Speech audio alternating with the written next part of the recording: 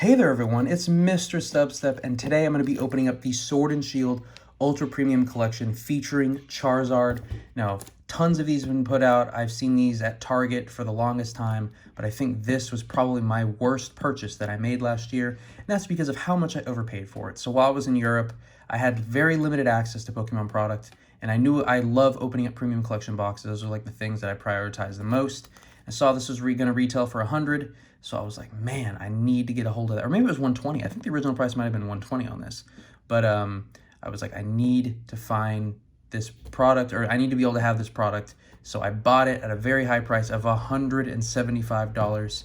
And the lowest I've seen it go for was like $90. So yeah, not the best purchase, but I'm here to open it. I'm not trying to keep it sealed or anything. I'll have shown already, or if not now, the market price that's going for this. I still have seen the occasional ones at Target for MSRP, so nothing too crazy. This is a really cool premium box, and yeah, we can look at all the contents there. Biggest thing is those 3 promos, and then that playmat's pretty cool. I'll probably replace this Crown Zenith one for a little bit, but I might, and then use this one for a little bit, but I'll eventually probably go back to that one because I like that one better. But yeah, it comes with a lot of contents, a lot of different packs, and some premium stuff, so let's open it up. So it appears it will have that same magnet opening. So I'm sure you guys have seen plenty of these open already because these were released quite a bit ago. And then I think there's going to be, yep, we have the playmat right on the inside. So I'll probably more than likely show a photo of the playmat fully spread out, because based on this camera angle, I don't think I'm going to be getting it very nicely. But yeah, there is the playmat. A little bit smaller than the other one, but it is really cool, and that's probably my favorite Charizard, the Charizard VMAX, or Gigantamax Charizard, sorry, but it's the Charizard VMAX in the game. Looks like it just did a mighty attack, so that one is pretty cool. And then we do have the 3 drawers, like previous collection boxes. We'll start with the left, which looks like it contains the promos and some packs. So we'll go over, we got 2 Lost Origin, 3 Astral Radiance, 3 Brilliant Stars, wow. Got that VSTAR marker, got plenty of those. We have 3 Fusion Strike, a gold coin, which feels very nice and heavy. Ooh, yeah. And then we have 3 Evolving Skies, a Vivid Voltage, and a Darkness Ablaze. And over here we have these sleeves, which are cool. Not my favorite, but they are cool. The red border just kind of seems a little extra, but that's okay. And then we have all the metal pieces that you get. So the status condition markers and the gold and white, which is really nice. I love how heavy they feel. So beautiful. And then we have, of course, that premium damage counter die. Really nice. And of course, we will go through the promos. We'll be opening these up, which mine actually look to be in decent condition. So I will show off the code. So if somebody enjoy all the promos and PCTGL, we'll look at the quality of these promos. We got the Charizard V. This is probably my second favorite out of the 3. I love this artwork. We have the Charizard VMAX. This is probably my favorite one. I know this is a lot of people's least favorite, but I just love the Godzilla vibes, and it's just such a cool promo card. And then we have the Charizard V-Star, which is generally the most popular. Looks like you have Mewtwo there, maybe a Tangrowth, and then I think there's a Diglett down there as well. Are there any other Pokemon? I really can't tell. There's so much going on. But no, yeah, really, really nice Charizard promos. Let's take a look at the back of each of them. Some whitening in the corners, to be expected. Take a look at the VMAX. Yeah, that one has a lot of whitening at the top, which is unfortunate. And this Charizard V, which is quite nice. There was a time where I probably would have gotten all of these graded, but now I think I'm just going to chill. I think they'll look just fine in my promo binder. I'm sure these in 10s still go for like decent prices, but you know, the risk of mine potentially getting 10s, and then if I end up with a bunch of 9s, then it's like slabs that I'm not super into, and then they can't even be a part of my promo binder, so it seems like just like a lose-lose. Maybe down the road, but I mean, there's already so many 10s out there, so yeah. Let's move this box out of the way. There was one more thing on the inside. I assume this is just going to show off all the promos of... Oh no, it just goes over all the sets. That's really cool. Sword and Shield, Rebel Clash, Shiny Face. That's actually really cool. It's like a good summary. Does it go all the way to the end? Silver Tempest? Does it include Crown Zenith too? Aw. And then it does have the list. Oh, does it have every promo card or just certain ones? Oh no. So that's a cool book. I just like the design of this book in general. It's kind of minimalistic, and of course, you got that gradient on the back, which is really nice gradient. So yeah, now we can get into the packs. What should be 16 in total. So you got 8 and 8, but we must go through all of these packs. and take out. So I do have a master set. Well, I will have a master set this week of Brilliant Stars. I don't have any show up pulls to show off, or sorry, TCG player pickups or singles orders to show off.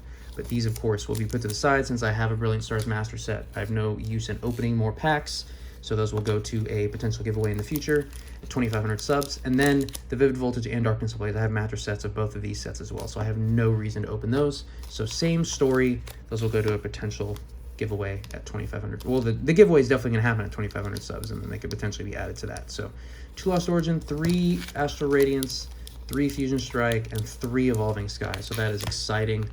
I guess we will go in...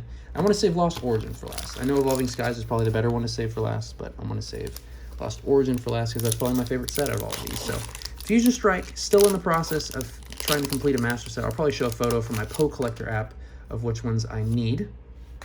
I guess I'll save, shoot, maybe like 1 code from each set. I'm trying to think.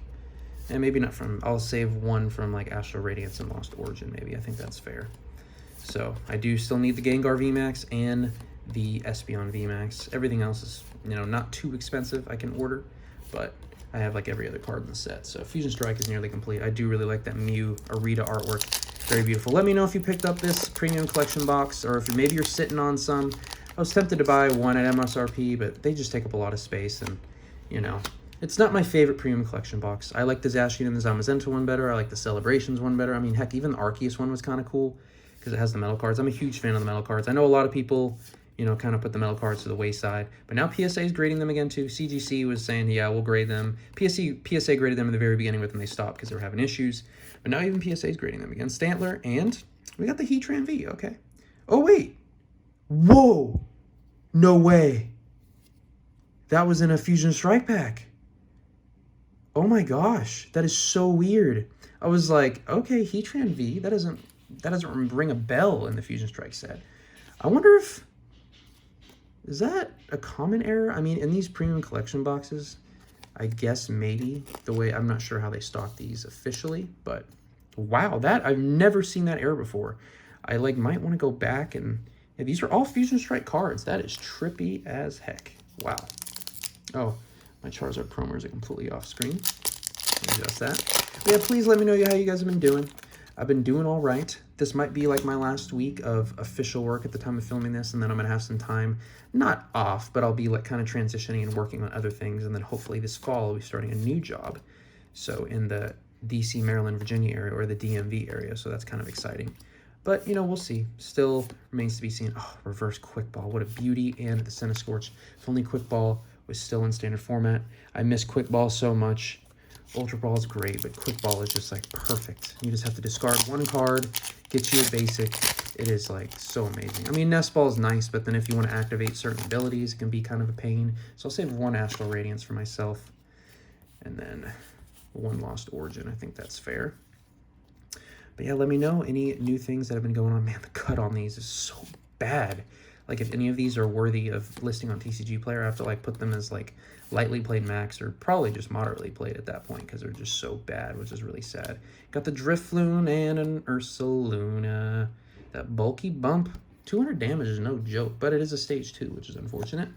Got another Astral Radiance. So, recently, I finished JoJo's Season 3, or technically, I believe it's Part 4, if I'm doing it correctly, because it's like broken up into parts, but to me it's like Season 3. It is where Josuke is the main character.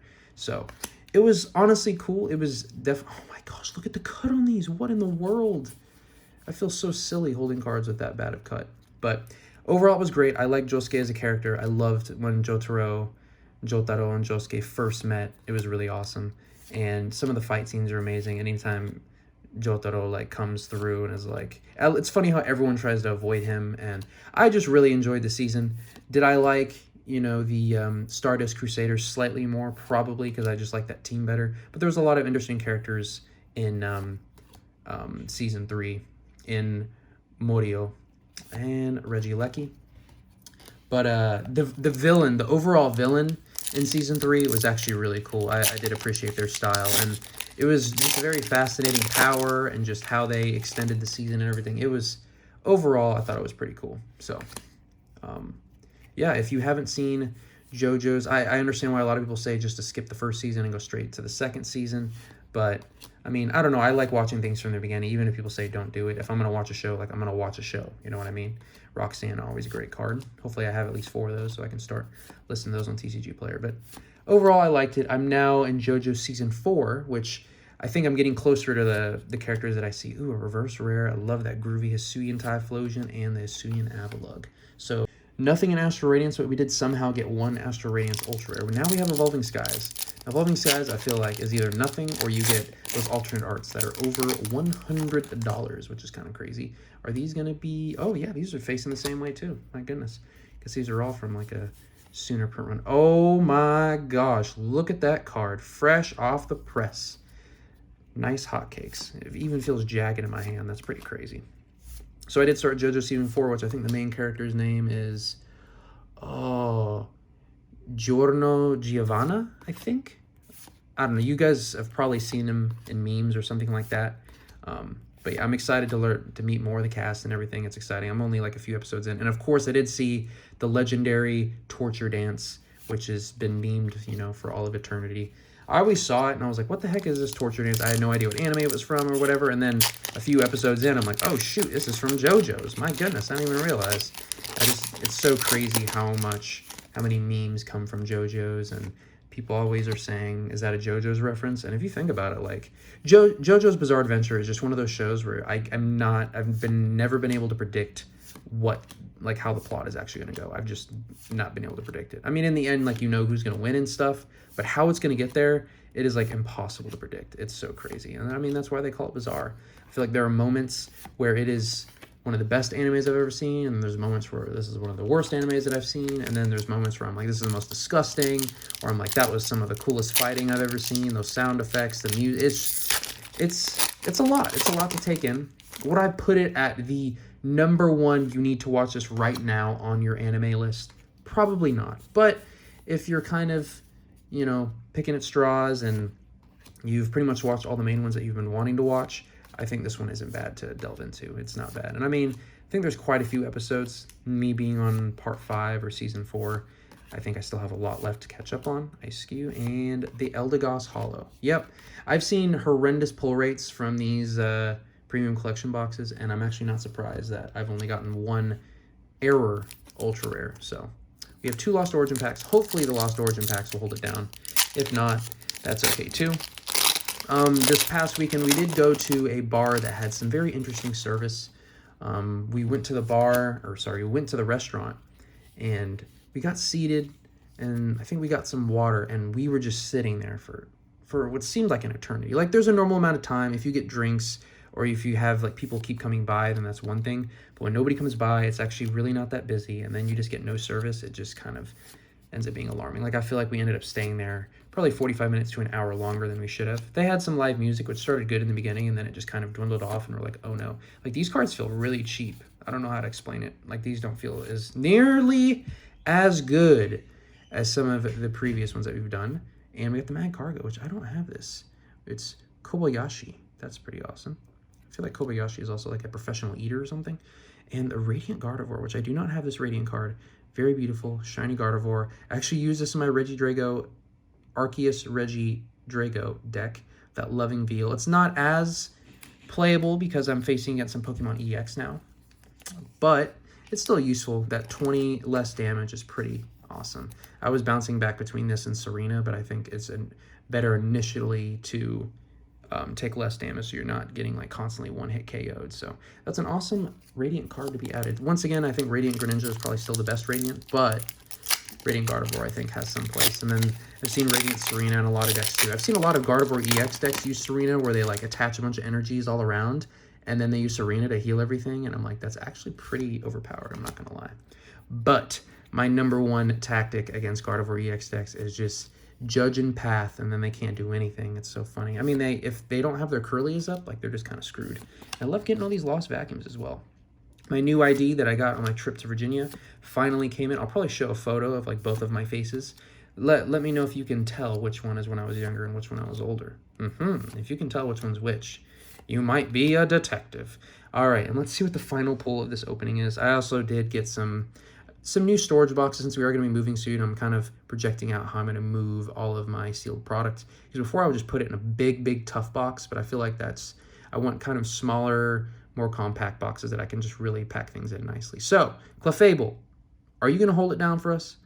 Are you going to hold it down for us with that very difficult to read print? The Giratina V. Okay, you know what? Really is finishing with a very competitive card in Giratina V. Arceus Giratina has been a deck that's been kind of running around. I think it's also had some good finishes as well. I mean, it has Shred, those cards getting into the Lost Zone, and then Giratina VSTAR has that VSTAR power that pretty much knocks at anything. And now that the Parasol, why did they remove the Parasol? Oh my, we need another item card like that because Sableye just runs rampant. But that is actually all I have for this opening. Yeah, nothing too crazy. Got 3 pulls from, how many packs did I take out? I took out 5 packs. So 3 pulls from 11. I guess that's pretty normal, but nothing crazy. I'm not gonna lie, when these premium collection boxes first came out, I was looking on Reddit, because you know, you gotta live through other people if you can't open products. And then I saw the pull rates, I'm like, man, definitely not missing out on those. Now the Celebrations premium collection box, that one, you have to get pulls, because there's so many Celebrations packs and so many packs in general. But that's all I have for this video. Please let me know what you thought. Let me know if you got one of these, or if you're holding on to some of them, or just what you think about this. It was my worst purchase last year. Do I regret it a little bit? Yes, I could have been patient and got it now. But this was, besides the 2 booster boxes that I have remaining, this was like the last product that I had that I purchased last year that was part of the sealed. So I guess look forward to more new stuff and booster box openings and, yeah, more completions of sets. But I want to thank y'all so much for watching. Please let me know what you thought down below, and I'll catch y'all in the next one. Sometimes you just feel like this.